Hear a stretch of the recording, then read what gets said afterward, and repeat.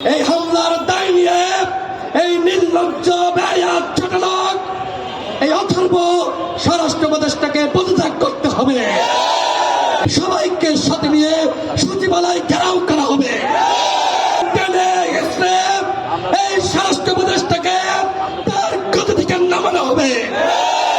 আমরা পুরো সেনাবাহিনী এবং পুলিশ বাহিনীকে দোষারোপ করছি না, কিন্তু সাংবাদিক সম্মেলন চলা অবস্থায় যারা আমাদের উপর হামলা করেছে তারা কোনোভাবেই সেনাবাহিনী এবং পুলিশ বাহিনীর সদস্য হতে পারে না।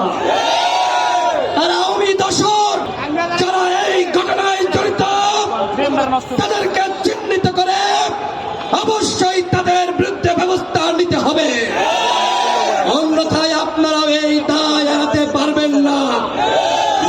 নূর এখনো পর্যন্ত হাসপাতালের বিছানায় কাতরাচ্ছে।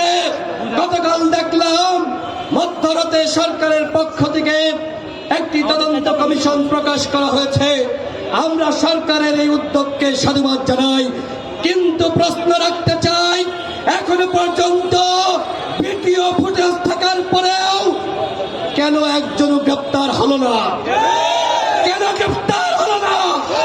তাদেরকে প্রোটেকশন করা দিচ্ছে এই স্বরাষ্ট্র উপদেষ্টার অনুমতি ছাড়া, নির্দেশ ছাড়া নূরের উপর হামলা হয় নাই।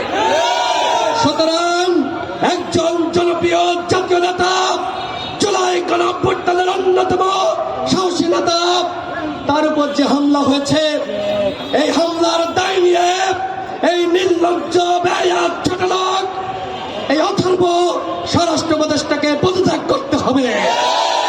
এইরকম স্বরাষ্ট্র উপদেষ্টা বিপ্লব পরবর্তী সময়ে একটি অন্তর্বর্তীকালীন সরকারের উপদেষ্টা হতে পারে না। সুতরাং অবশ্যই এই স্বরাষ্ট্র উপদেষ্টাকে পদত্যাগ করতে হবে। যদি এই স্বরাষ্ট্র উপদেষ্টা পদত্যাগ না করে, এই জাতীয় নেতৃবৃন্দ, ফ্যাসিবাদ বিরোধী শক্তি, আমরা যারা এখানে এই সংহতি সমাবেশে হাজির হয়েছি, সবাইকে সাথে নিয়ে সচিবালয়